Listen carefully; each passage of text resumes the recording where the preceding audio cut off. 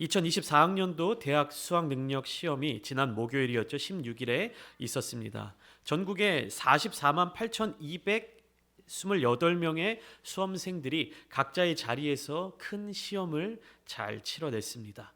매년 그렇듯이 수능날 아침의 풍경은 참 요란하면서도 다양하게 나타났습니다. 몇 가지 뉴스 기사들을 보면서 제가 인상 깊었던 장면들이 있었는데 그중 한 가지는 최고령 수능 응시생 할머니가 계셨더라고요.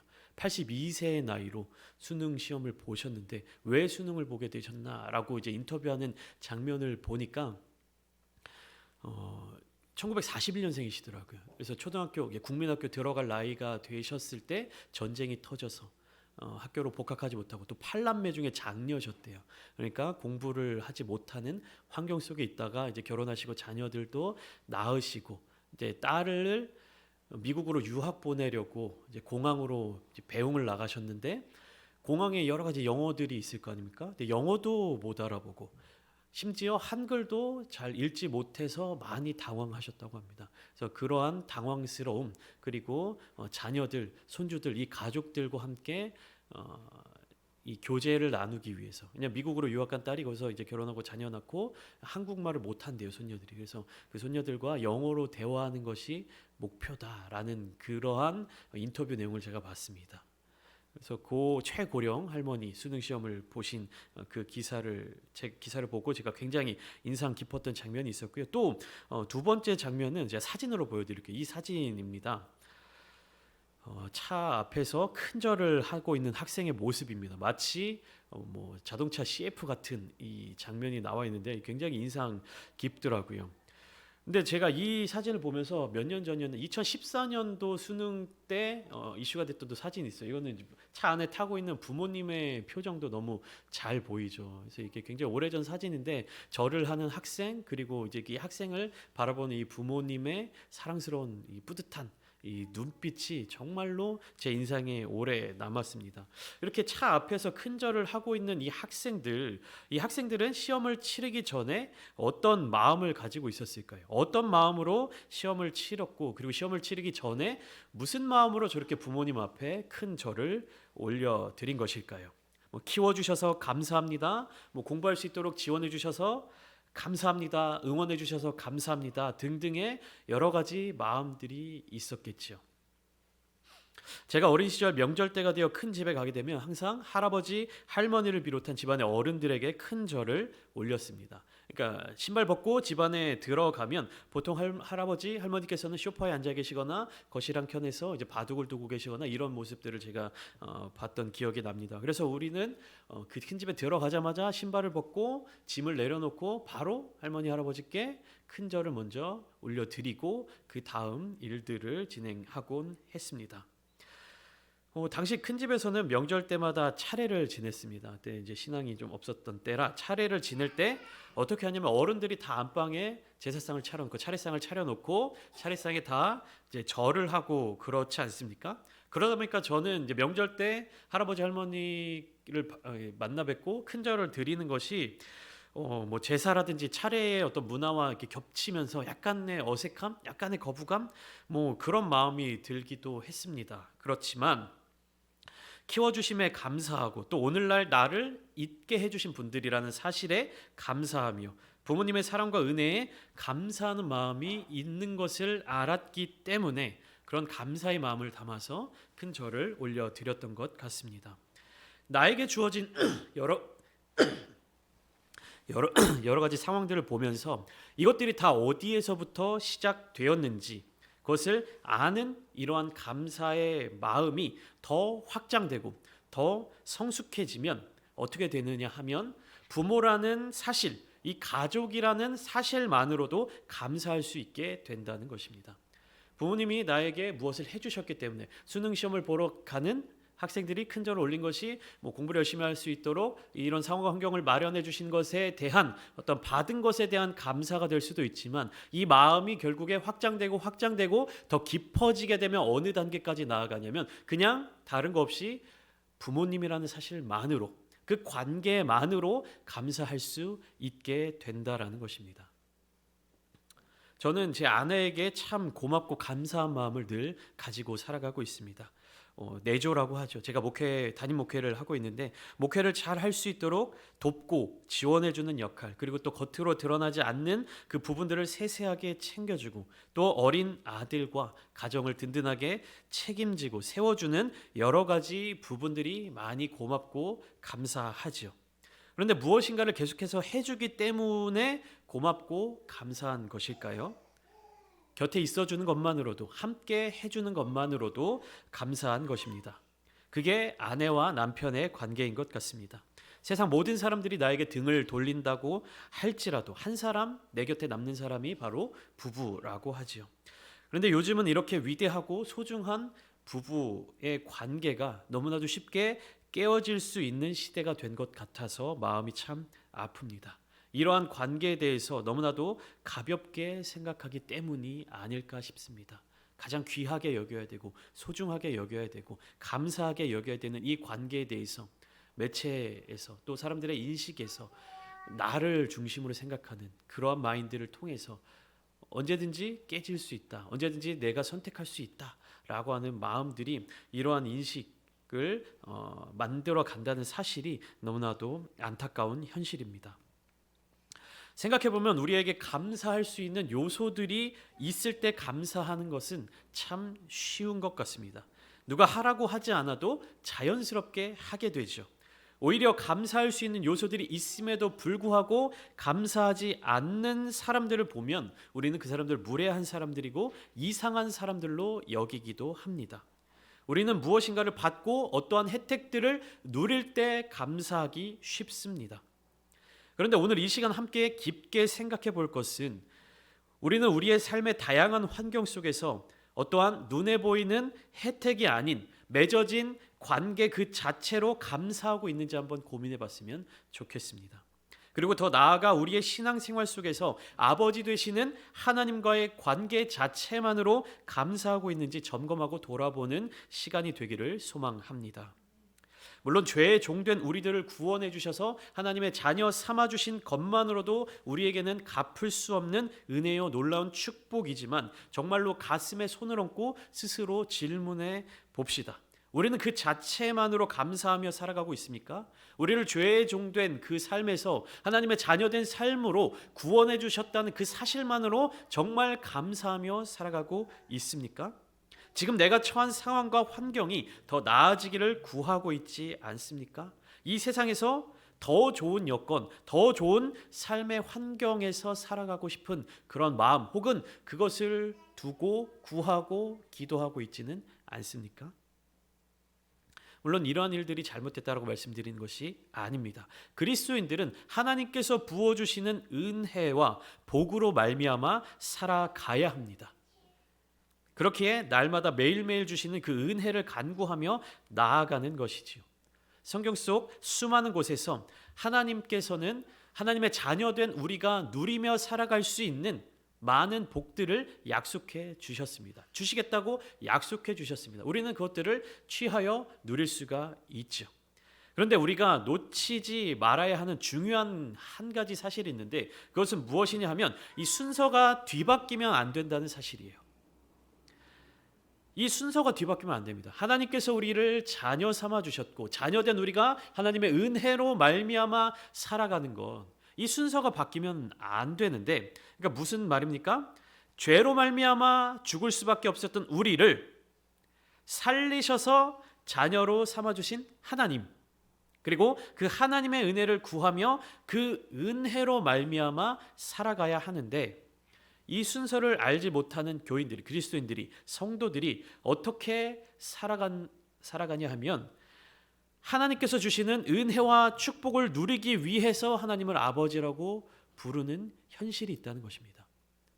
다시 말씀드립니다. 우리가 하나님을 아버지로, 그러니까 하나님께서 우리를 자녀 삼아 주신 것, 그리고 우리가 아버지의 사랑으로, 아버지께서 주시는 그 은혜로 말미암아 살아가야 하는데 이걸 먼저 구하는 거예요.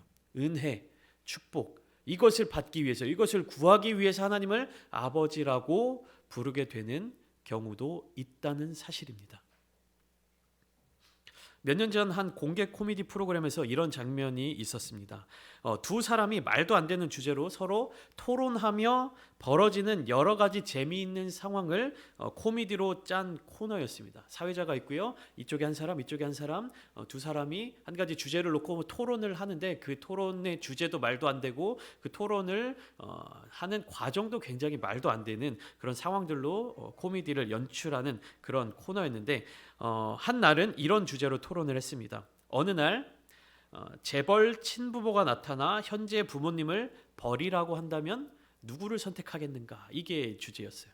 그러니까 한 개그맨은 재벌 친부모를 따라가야 된다. 또 다른 개그맨은 키워준 부모를 선택해야 된다. 이런 주제를 가지고 이렇게 코미디를 하는 장면이 있었는데 코미디가 쭉 진행되다가 중간쯤 됐을까요? 이 재벌 부모님을 선택한다를 주장하던 개그맨이 방청객 중 한 사람에게 여학생이었는데요. 5만 원권을 이렇게 꺼내 들면서 내가 5만 원 줄 테니까 나한테 달려와서 아빠라고 하면서 달려와서 안겨봐 이렇게 하는 거예요. 개그맨이. 그 방청객 여학생이 어떻게 했습니까? 금방 아빠 이러면서 막 달려가서 안기는 거예요. 그리고 이제 그 5만 원권을 받아서 돌아가는 그 장면이 제 머릿속에 기억에 남아 있습니다. 물론 웃자고 한 코미디였고 여러 가지 상황을 재미있게 풀어낸 장면이었지만 이 장면을 통해 저는 우리 믿는 그리스도인들이 하나님을 어떻게 아버지로 여기고 있는가에 대해 깊게 묵상하게 되었습니다.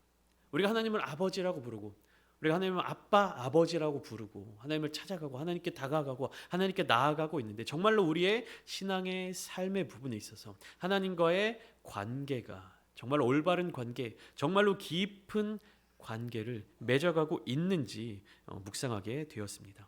오늘 본문 첫 절인 로마서 8장 12절에서 바울은 형제들에게 즉 로마에 있는 그리스도인들 교회의 성도들에게 우리가 빚진 자로 되라고 그 신분을 이야기하고 있습니다. 그러므로라는 접속사는 앞에 있는 글의 내용에 귀결되는 접속사입니다. 이 그러므로라는 단어의 뒤에는 앞에 있는 글의 결론이 나오든지 아니면 뭐 재언이 나오든지 권면이 나오든지 어쨌든 앞에 있는 이유들 때문에 뒤따라오는 어떠한 이야기가 결정이 됩니다. 그렇다면 앞에 나온 어떠한 이유 때문에 바울은 그리스도인들을 빚진 자라고 설명하고 있는 것이겠지요. 무엇을 빚졌고 왜 빚졌는지에 대해서는 잠시 뒤에 말씀으로 이어가기로 하고 12절을 계속 보시면 그러므로 형제들아 우리가 빚진 자로 돼 육신에게 져서 육신대로 살 것이 아니니라.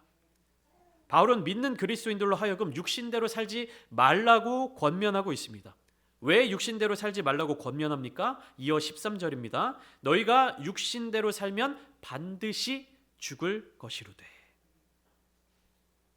육신대로 살면 반드시 죽기 때문에 육신대로 살지 말라고 이야기하는 것이죠.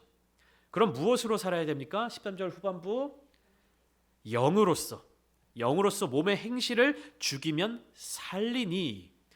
이 짧은 문장 안에 바울은 우리 삶의 모습의 핵심적인 부분을 담고 있습니다. 다시 12절 빚진 자의 이야기로 돌아가 볼까요? 무엇을 빚졌는가 하는 이 이야기가 로마서 8장 1절부터 11절까지 설명되어 있습니다. 오늘 본문은 이 로마서 8장 1절부터 11절에 이어지는 그 내용도 이어지는 본문인데요. 이것을 요약하면 이 내용입니다. 로마서 8장 1절부터 11절까지 내용을 요약하면 하나님께서 죄와 사망의 법에 매여 있던 우리를 위해 그 아들이신 예수 그리스도를 보내셔서 대신 죄를 지고 십자가를 지게 하셨습니다. 이로 말미암아 이전에는 육에 속한 사람들로 살아가던 우리를 영에 속한 사람들로 바꾸어 주셨습니다. 이 이야기입니다. 하나님의 사랑, 예수 그리스도의 구원의 은혜에 빚진 것입니다. 죄와 사망의 법에 매여 있던 우리를 예수 그리스도의 죽음을 대가로 하나님의 자녀로 옮겨주신 것입니다. 우리가 이것을 빚진 거예요. 그렇기 때문에 우리는 육신대로 사는 것이 아니라 이 빚진 자의 마음, 은혜를 아는 자의 마음으로 영을 따라 살아가야 합니다. 이 땅에서의 삶을 살아가는 모든 사람들은 육신과 무관한 존재들이 아니죠. 그것은 그리스도인들도 마찬가지입니다. 육신의 몸을 벗고 저 천국에 가는 그날까지 우리는 혈과 육이라는 그릇에 담겨 살아갈 수밖에 없습니다. 그렇기에 그리스도인들이 육신을 이기지 못하고 혈과 육의 욕망에 매여 살아간다면 하나님의 영은 우리 가운데 머무실 수가 없고 동시에 하나님과의 영적 관계도 단절되는 결과가 나타난다는 사실입니다. 하나님과의 단절, 이 장면이 너무나도 잘 나타나는 본문이 있지요. 창세기 3장의 내용입니다. 창세기 3장의 내용이 어떤 내용입니까? 하나님께서 창조하신 아담과 하와가 하나님께서 만들어주신 에덴 동산에서의 삶을 누리다가 뱀의 유혹에 빠져 죄를 짓게 되고 에덴 동산으로부터 하나님으로부터 끊어지는 장면이 나오지 않습니까? 마지막 절인 창세기 3장 24절은 이렇게 기록하고 있습니다. 제가 읽어드리겠습니다. 이같이 하나님이 그 사람을 쫓아내시고 에덴 동산 동쪽에 그룹들과 두루 도는 불칼을 두어 생명나무의 길을 지키게 하시니라. 에덴 동산 안에서 하나님과 늘 함께하며 기쁨을 누렸던 아담과 하와는 이후로 에덴 동산 밖으로 쫓겨나서 수고와 고통을 감당하는 삶을 살아가야만 했습니다. 첫 아담은 하나님과 인간 사이에 있었던 관계를 깨트려 버렸습니다. 이로 인해 인간은 하나님과 단절되었습니다. 이 깨어진 관계, 단절된 관계를 회복하신 분이 바로 마지막 아담이신 예수 그리스도이십니다. 보혈의 피로 말미암아 자기 몸을 제물 삼아 무너진 관계의 그 틈 사이로 자기 몸을 들여 다시금 하나님 앞으로 나아갈 수 있도록 만드셨습니다. 사도 바울은 이것을 붙든 것입니다. 로마 교회의 성도들로 하여금 이 진리를 붙잡고 놓지 말라고 권면하고 있는 것입니다. 계속해서 14절, 15절을 통해 바울은 선포하고 있습니다. 무릇 하나님의 영으로 인도함을 받는 사람은 곧 하나님의 아들이라. 너희는 다시 무서워하는 종의 영을 받지 아니하고 양자의 영을 받았으므로 우리가 아빠, 아버지라고 부르짖느니라. 하나님의 영으로 인도함을 받는 사람은 하나님의 아들이 됩니다. 그리고 무서워하는 종의 영, 이 무서워하는 종의 영은 무엇일까요? 심판의 대상자, 자유하지 못한 자들, 죄와 사망의 법에 매여 있는 영혼들. 이 사람들은 하나님의 아들이 되지 못합니다. 그러면 누구에게 속한 자, 누구의 아들이 될 수밖에 없습니까? 사탄, 마귀에게 속한 자들로 남아 있을 수밖에 없습니다. 여기에서 나타나는 관계적 친밀함의 절정이 15절 마지막에 나타나고 있습니다. 뭐라고 이야기하고 있습니까? 하나님을 뭐라고 부르고 있습니까? 아빠, 아버지라고 부르고 있습니다. 아빠라고 부를 수 있다는 겁니다. 이게 개역 한글 버전에서는 아바, 아버지라고 번역되어 있었는데 개역 개정에 들어오면서 아빠, 아버지라고 더 자연스러운 번역으로 바뀌었습니다. 그러니까 하나님을 아빠라고 부르게 된다라는 사실입니다. 그러니까 아빠, 아버지라고 부르게 되었다라고 해서 아빠, 아버지 이렇게 부른다는 것이 아니라 이 아빠라고 하는 것은 헬라어 원어에서도 똑같아요. 아빠예요. 호격입니다. 호칭입니다. 부를 때 우리가 누군가를 부를 때 아빠 이렇게 부르는 그 단어입니다. 그리고 뒤에 나오는 아버지는 헬라어로 뭐라고 되어 있냐면 파테르. 영어 father와 연관되어 있는 것 같은데 파테르. 이거는 고유 명사, 지칭, 인칭 명사인 겁니다. 명사. 그냥 아버지, 어머니 이렇게 하는 그런 의미이고 앞에 나오는 아빠는 뭐냐면 부르는 거, 호칭. 아빠. 그러니까 결론은 뭐냐면 바울은 이러한 관계적인 친밀함, 이 관계의 회복, 빚진 자로 살아가지만 이 빚짐으로 말미암아 결국에 우리는 무엇을 얻게 되냐면 하나님을 아빠라고 부를 수 있게 된다는 겁니다. 더 깊은 관계성을 얻게 되었다라는 거예요. 관계가 회복된 것을 넘어서 더 깊은 관계가 되었다라고 하는 것입니다. 제가 설교 중간에 순서가 중요하다고 말씀을 드렸습니다. 가장 중요한 이야기가 오늘 본문 마지막 절인 로마서 8장 17절에 나타나고 있습니다. 자녀이면 또한 상속자, 곧 하나님의 상속자요 그리스도와 함께한 상속자니 우리가 그와 함께 영광을 받기 위하여 고난도 함께 받아야 할 것이니라. 하나님의 자녀된 우리가 또한 상속자가 되었다라고 이야기를 하고 있습니다. 우리가 일반적인 우리 사회에서도 부모의 것을 자녀가 상속받게 되는 것이 너무나도 당연하지 않습니까? 부모가 남긴 재산을 자녀들에게 물려주는, 상속해 주는 것은 굉장히 자연스러운 일입니다. 그런데 부모의 재산만 상속이 됩니까? 아니죠. 빚도 상속이 됩니다. 부모가 빚을 가지고 있다면 그 빚도 함께 상속이 됩니다. 부모의 재산, 부모의 재물이 자녀들에게 상속되고 이후에 자녀들의 것이 되듯이 부모의 빚, 이것도 자녀들의 빚이 된다라고 하는 것입니다. 마찬가지로 하나님의 자녀, 하나님의 상속자는 그리스도와 함께 영광을 받기도 하지만 또 무엇도 받습니까? 또 무엇도 받습니까? 고난도 받습니다. 고난도 함께 받아야 한다는 것입니다. 만약에 내가 내 부모의 재산만 상속받고 부모의 빚, 이런 어려움들은 내가 상속받지 않겠다라는 사람이 있다면 우리는 그 사람을 자녀로 인정할 수가 없습니다. 법적으로도 그렇고요, 사회적으로도 어렵습니다. 그런데 순서를 바꾸어서 하나님의 자녀로서 누릴 수 있는 은혜와 복은 무한히 받고자 하면서 그리스도와 함께 받는 그 고난을 피하는 사람이 있다면 그가 정말로 하나님의 자녀라고 말할 수 있겠습니까? 하나님께 빚진 자라고 이야기할 수 있겠습니까? 사랑하는 부천창대교회 성도 여러분, 하나님이 우리에게 복을 주시기 때문에 우리 아버지가 되시는 겁니까? 아니면 하나님이 우리 아버지이시기 때문에 우리를 먹이시고 입히시고 채워주시는 것입니까? 우리는 이 관계로 말미암아, 깊어지는 관계로 말미암아 다른 것, 우리에게 주시는 것, 우리에게 주어지는 것, 우리가 누릴 수 있는 은혜와 복, 그 이유 때문에 감사하는 것이 아니라 그것을 뛰어넘어서 무엇 때문에, 이 관계 자체 때문에 더욱 깊어진 관계, 회복된 관계, 우리가 감히 얻을 수 없는 그런 자격을 주신 그 하나님과의 깊어진 관계로 말미암아 더 깊은 감사를 드릴 수 있어야 합니다. 우리는 이 사실을 잊지 말아야 합니다. 순서를 뒤바꾸지 말아야 합니다. 하나님의 아버지 되시는 그 사실 하나만으로도, 이전과 다른 깊은 관계를 누리는 것만으로도 우리의 감사가 더욱 깊어지기를 소망합니다. 함께 기도하시고 또한 말씀 이후에 성찬 예식을 진행할 때에도 우리에게 주어지는 어떠한 혜택이나 영광만을 바라보는 것이 아니라 예수 그리스도께서 받으신 그 고난에 동참하며 장차 예비된 그 현재의 고난과 비교할 수 없는 놀라운 영광에 함께 참여하시는 저와 여러분들이 다 되시기를 주님의 이름으로 축원합니다.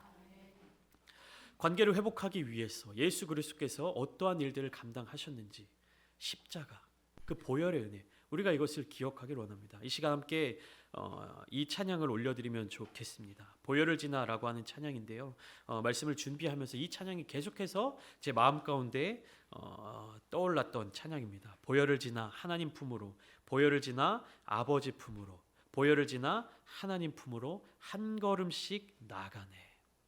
존귀한 주 보혈이 내 영을 새롭게 하시네. 존귀한 주 보혈이 내 영을 새롭게 하시네. 이런 가사의 찬양인데요, 우리 가사를 깊게 묵상하시면서 함께 찬양하신 뒤에 기도의 자리 가운데로 나아가기 원합니다.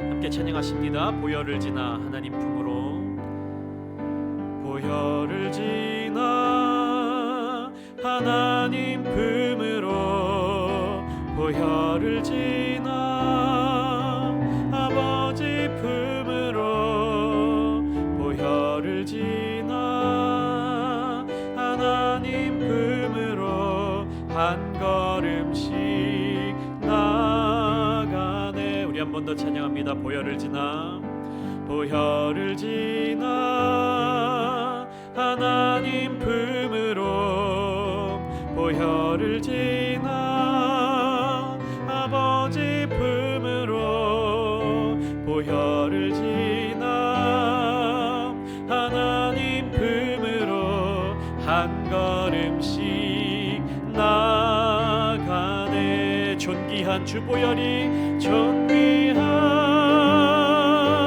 주 보혈이 내 영을 새롭게 하시네. 존귀한 주 보혈이 내 영을 새롭게. 우리 한 번 더 찬양합니다. 보혈을 지나, 보혈을 지나 하나님 품으로, 보혈을 지나 아버지 품으로 보혈을 지나 하나님 품으로 한 걸음씩 존귀한 주보혈이 존귀한 주보혈이 내 영을 새롭게 하시네. 존귀한 주보혈이 내 영을 새롭게 존귀한 주보혈이 존귀한 주보혈이 내 영을 새롭게 하시네. 존귀한 주보혈이 내 영을 새롭게 하네. 이 시간 우리 함께 말씀을 들으신 그 말씀을 기억하시면서 존귀한 주님의 보혈을 생각하시면서 함께 기도하실 때, 하나님, 우리가 주님의 자녀로서 살아가게 된 것이 하나님의 넓으신 사랑이시고 크신 은혜임을 기억하게 하여 주시옵소서. 우리가 하나님께서 우리에게 부어주시는 은혜와 축복만을 기억하고 그것만을 바라보며 그것만을 붙잡고 살아가는 것이 아니라 죄인된 우리, 죄와 사망의 법에 매여있던 우리를 건져주시고 구원해 주셔서 양자 삼아주시고 자녀 삼아주신 그 깊은 은혜를 기억하게 하여 주시옵소서.